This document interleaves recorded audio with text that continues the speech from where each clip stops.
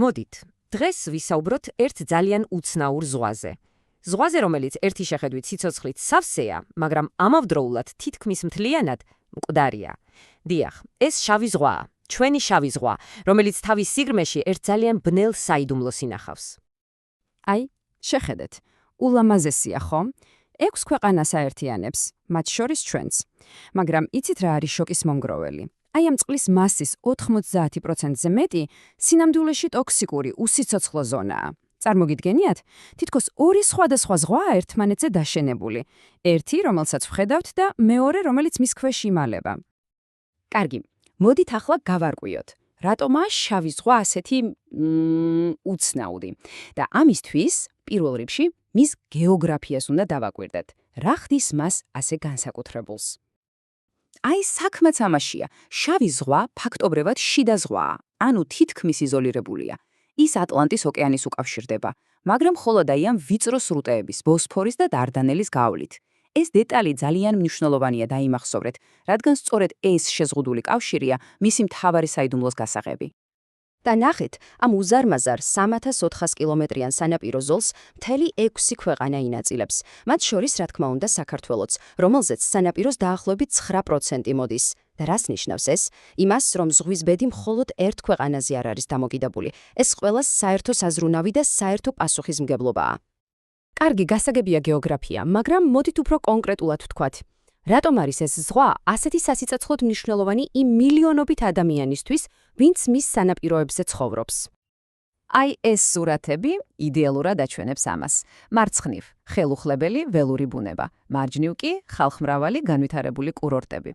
ანუ შავი ზღვა ერთდროულად არის ბუნების საოცრებაც და ამავდროულად ეკონომიკის ძალიან სერიოზული მამოძრავებელი ძალაც.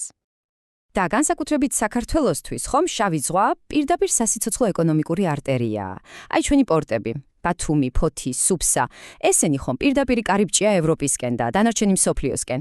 ვაჭრობისთვის, ტრანსპორტისთვის, ეს ყველაფერი უბრალოდ კრიტიკულად მნიშვნელოვანია. კარგი. ეს ყველაფერი ხდება ზედაპირზე. მაგრამ როგორც თქვით, აი ამ ცოცხალი, ეკონომიკურად აქტიური ზედაპირის ქვეშ რაღაც სრულიად განსხვავებული იმალება. რაღაც, რაც შავ ზღვას დედამიწაზე თითქმის არც ერთ სხვა ზღვას არ ამსგავსებს. მაშ დავსვათ მთავარი კითხვა. რა ხდის შავ ზღვას ასე უნიკალურს და ამავე დროს ასე საშიშს? პასუხი, როგორც გითხარით, მის ბნელ უჟანგბადო სიღრმეებშია. აი ეს არის ყველაზე საინტერესო. შავი ზღვა ფაქტობრივად ორი ზღვა ერთში. წარმოიდგინეთ თითქოს ორი ფენაა. ზედა ძალიან თხელი ფენა, დაახლოებით 7-8%. სავსეა ჟანგბადით და სიცოცხლით, მაგრამ ყველაფერი, რაც მის ქვეშაა, აი ეს უზარმაზარი ქვედა ნაწილი, სრულიად უსიცოცხლოა, ნამდვილი მკვდარი ზონა. უბრალოდ დაფიქრდით ამ რიცხვზე. 90%-ზე მეტი. ანუ ზღვის წყლის აბსოლუტური უმრავლესობა მუდმივი უსიცოცხლო ზონაა. ეს არის გიგანტური, უჟანგბადო, ანუ ანოქსიური სივრცე, სადაც სიცოცხლე ფიზიკურად შეუძლებელია. და მიზეზი? გახსოვთ ვიწრო სრუტეები რომ ახსენეთ. სწორედ ეგ არის. ისინი იმდენად ზღუდავენ წყლის ცვლას ოკეანესთან, რომ ღრმა ფენები უბრალოდ ვერ სუნთქავს, ჟანგბადს ვერ იღებს. შედეგად რა ხდება?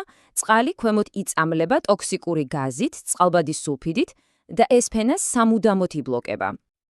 და რას ნიშნავს ეს ყველაფერი? იმას, რომ სიცოცხლისთვის ჩვენ მხოლოდ ეს თხელი ზედა ფენა გვერჩება. წარმოიდგინეთ, რა მყიფეა ეს ყველაფერი. და სამწუხაროდ სწორედ ეს ფენა დგას დღეს ძალიან სერიოზული საფრთხის ქვეშ.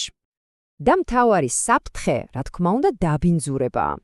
ყველაფერი, რასაც ხედავთ, სამრეწველო ნარჩენები, კანალიზაცია, ნავთობი გემებიდან, ქიმიკატები მინდვრებიდან, ეს ყველაფერი პირდაპირ ამ თხელ ცოცხალ ფენაში ჩაედინება და ამ უნიკალურ ეკოსისტემას ნელ-ნელა კლავს. და აქ არის მთავარი პრობლემა. ზღვა ხომ ერთიანი ორგანიზმია. რასაც ერთი ქვეყანა აბინძურებს, დინებას მიაქვს და საბოლოოდ ყველას პრობლემა ხდება. აქ საზღვრები არ არსებობს. საბედნიეროდ, რაღაც მომენტში ქვეყანებმა გააცნობიერეს, რომ მარტო ვერაფერს გახდებოდნენ. და აი 1992 წელს 6-ვე სანაპირო ქვეყანა შეიკრიბა და ხელი მოაწერა ერთ ძალიან მნიშვნელოვან დოკუმენტს, ბუქარესტის კონვენციას. ეს იყო პირობა, რომ ზღვისთვის ერთად იბრძოლებდნენ. და სწორედ ამ კონვენციის ფარგლებში შეიქმნა შავი ზღვის კომისია. მისი მისია მარტივად რომ ვთქვათ ორ რამეშია. პირველი, მუდმივად დაკონტროლოს დაბინძურების დონე. და მეორე, დარწმუნდეს, რომ ყველა ქვეყანა ასრულებს თავის პირობას და იცავს ზღვას. ანუ ეს კომისია ფაქტობრივად ზღვის საერთო მცველია. და ასე ვრუნდებით ისევ იმ პარადოქსს, რითიც დავიწყეთ. შავი ზღვა, რომელიც ერთდროულად სასიცოცხლო არტერია და ამავდროულად მკვდარი გული აქვს. და მთავარი კითხვაც უცვლელი რჩება. შეძლებს კი ეს საერთო პასუხისმგებლობა, რომ დაძლიოს ცალკეული ქვეყნების ინტერესები, შევძლებთ ამ უნიკალური და მყიფე ზღვის გადარჩენას, იმიტომ რომ მისი ცოცხალი ნაწილის მომავალი სამწუხაროდ მხოლოდ და მხოლოდ ამაზეა დამოკიდებული.